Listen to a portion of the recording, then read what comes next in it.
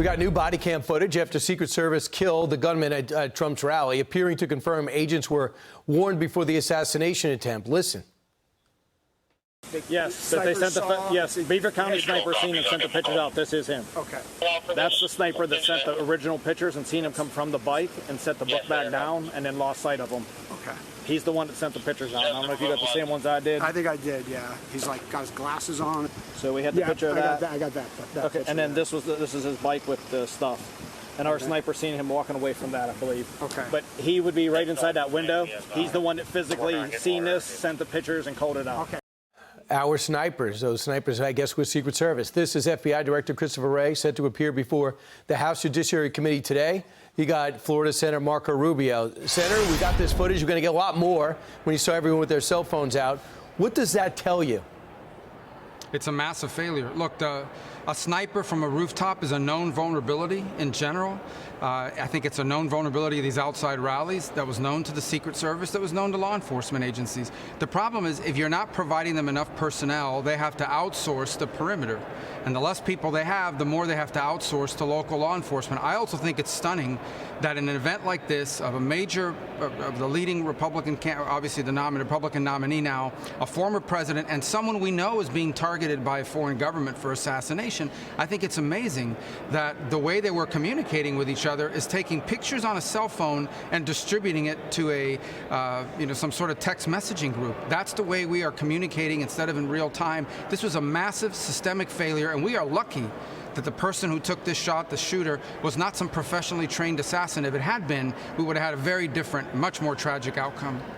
And do you think that this is a one-off, that they were this loose, or do you sense that if we looked at other Trump rallies, we might be seeing the same holes in security? I think you would have seen the same holes. I can't speak for every event, but I can tell you that in this particular event, I don't think it's a one-off. Look, outdoor rallies in general are difficult to secure, no doubt about it, but that requires additional personnel. I just don't think the known threat and the level of security that was provided were matched. They did not match one another. So this was a big systemic failure, and someone needs to be held responsible for it, and it can never happen again. So, Senator, since we spoke, massive news as Joe Biden is set to step down, make it official tonight, and it's going to be Kamala Harris, who's had two big speeches. One got 3,000 people. Do you have a sense of your former colleague in the Senate, what a Harris presidency would look like?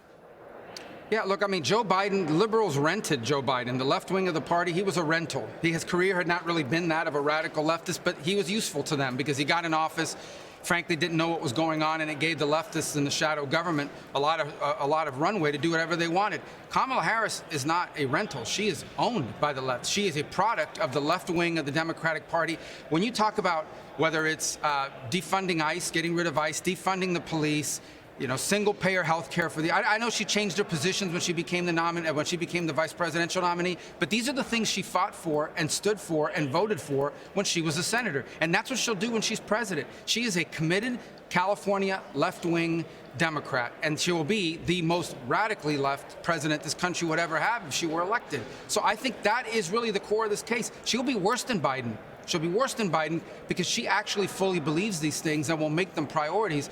Biden had to go along with it because he had no political base. She believes in these things, she'll push them, and this country will be destroyed by the direction she will take it. Do you think President Trump has a game plan for this? I'm sure they do. Look, I think they had, as recently as 2 weeks ago, it was widely speculated. But she was in the room when these decisions were being made under the Biden administration. I would suspect that she actually wanted the administration to go further than Biden would go. Her reaction, for example, to Israel and the fight against Hamas, I think would have been much more palatable to the Hamas costume people on campus than what Joe Biden did. And he didn't do great, but she would be far worse because she actually believes these things.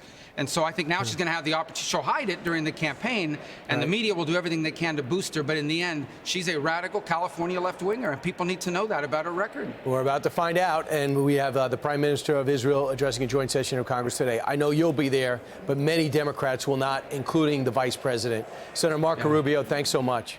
I'm Steve Doocy. I'm Brian Kilmeade. And I'm Ainsley Earhart. And click here to subscribe to the Fox News YouTube page to catch our hottest interviews and most compelling analysis.